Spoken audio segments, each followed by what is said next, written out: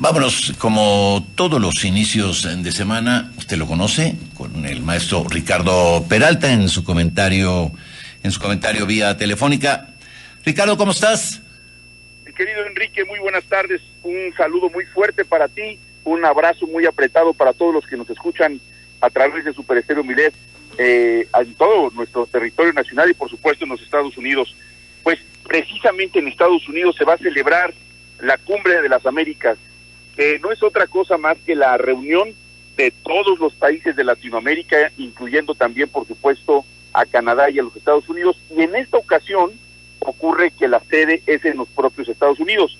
Y ustedes deben de saber, amigos, que nuestro señor presidente, Andrés Manuel López Obrador, hace un comentario relacionado con el tema y le dice a Estados Unidos, pero ¿por qué no invitan a Cuba? ¿Por qué no invitan a Venezuela? Y sobre eso quiero platicar. ¿Por qué no los invitan a la cumbre? ¿Cuál es el motivo de fondo? Bueno, en principio les quiero señalar que esto tiene una historia de principios del siglo XX. Hablemos que entre Venezuela y los Estados Unidos, por dejarlo esto pendiente para hablar después de Cuba, que lo hablaremos en 8 días, pero la relación de Estados Unidos con Venezuela más o menos tiene una historia diplomática de principios del siglo XIX. En ese tiempo hubo una convocatoria, para ser más específicos, el 22 de julio de 1826, hubo una convocatoria para todos los países del continente americano. Esa convocatoria se le denominó al Congreso de Panamá. México, por cierto, en ese Congreso de Panamá tuvo una enorme manifestación en beneficio de este convenio, de este congreso que se celebró ahí en Panamá, precisamente donde se llamaba a una integración continental. Bueno, pues para esa primera reunión que les acabo de referir de 1826, Venezuela no fue invitada.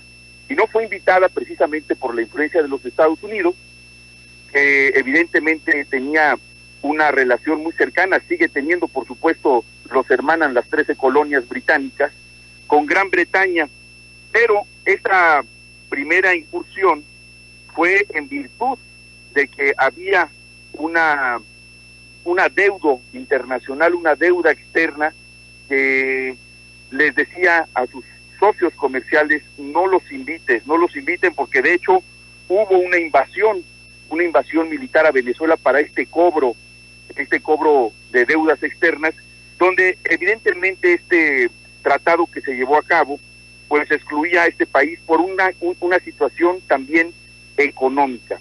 Ahora, el presidente López Obrador ha señalado en varias ocasiones la importancia de una unión latinoamericana, pero él hace referencia también al pensamiento bolivariano, ese pensamiento de Simón Bolívar que hablaba de la unión latinoamericana, que no solamente es una idea grandiosa. Imagínense ustedes que todos los países latinoamericanos, así como funciona la Unión Europea, la Comunidad Europea previamente, funcionen a través de no solamente que nos hermane el país, sino nos hermana las culturas, el idioma, las religiones, por supuesto también desde el punto de vista económico, y por supuesto lo tenemos que blindar así.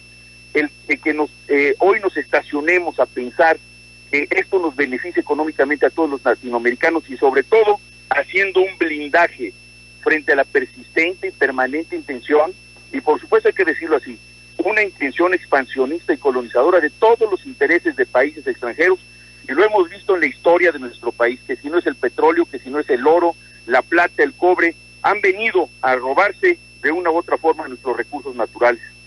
Esta es una doctrina que eventualmente se señaló y que tiene una muestra de integración continental, pero estoy hablando ahora en este momento de una doctrina que eventualmente se instauró, que fue también por esas mismas épocas, en 1823, la conocida doctrina Monroe, pero señalaba que en efecto era una América para los americanos, pero se hacía una exclusión a Latinoamérica, es decir, ellos se referían solamente al continente americano conocido como el territorio estadounidense, pero no, el continente americano es hasta la Tierra del Fuego, somos todos americanos, estamos dentro del continente americano.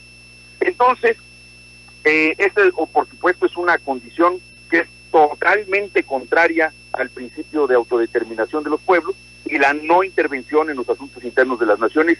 Esta, como ustedes saben, es una tradición diplomática que nuestro país ha defendido tradicionalmente desde hace décadas. Bueno, pues no olvidemos, amigos, que estamos en ascuas. Viene una una comisión de parte de los Estados Unidos, vienen a platicar con el canciller Marcelo Ebrard y vienen también a platicar con el presidente López Obrador para saber cuáles son las motivaciones por las cuales ellos consideran que no se deben dictar a Cuba, a Venezuela, arguyen un problema de carácter democrático, pero ya hablamos de una no intervención en los países ajenos y sus políticas. Y México, habrá que subrayar algo, México ha sido uno de los países más invadidos por los Estados Unidos históricamente. Todos sabemos que aquí en la Ciudad de México, por ejemplo, hay un museo, el Museo Nacional de las Intervenciones, y ahí se establece plenamente todas las veces que Estados Unidos ha incursionado en nuestro territorio nacional, donde incluso, como ustedes saben, pues prácticamente perdimos la mitad de nuestro territorio. Bueno, pasaron más de 50 años, amigos, para que Venezuela fuera incluso sede de la Conferencia Internacional Americana en 1954. Las relaciones entre algunos países latinoamericanos y los Estados Unidos siempre han sido convulsas. Tenemos orígenes y conformaciones muy diferentes, incluso opuestos. Por un lado, nosotros los latinoamericanos tenemos una enorme cultura prehispánica que sustenta al pueblo latinoamericano y que ha hecho de este un mosaico rico de arraigo y de resistencia permanente por su territorio.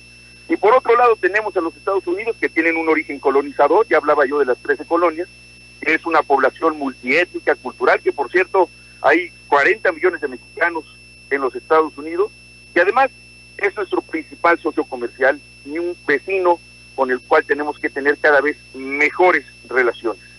La relación con Cuba, bueno, también es un motivo de otra entrega que les decía yo, lo veremos el próximo lunes, tiene que ver con un tema histórico, pero sin duda lo que hoy necesita Latinoamérica es unidad. Unidad a través, dentro de cada uno de sus países y por supuesto con todos sus vecinos. Es lo que yo deseo para los pueblos latinoamericanos y por supuesto para nuestro hermoso país. Muchas gracias, Enrique Lascano, un saludo para todos los que nos escuchan cada lunes en este comentario de su amigo Ricardo Peralta Saucedo. Muchas gracias. Gracias, maestro. Ricardo Peralta, como todos los lunes.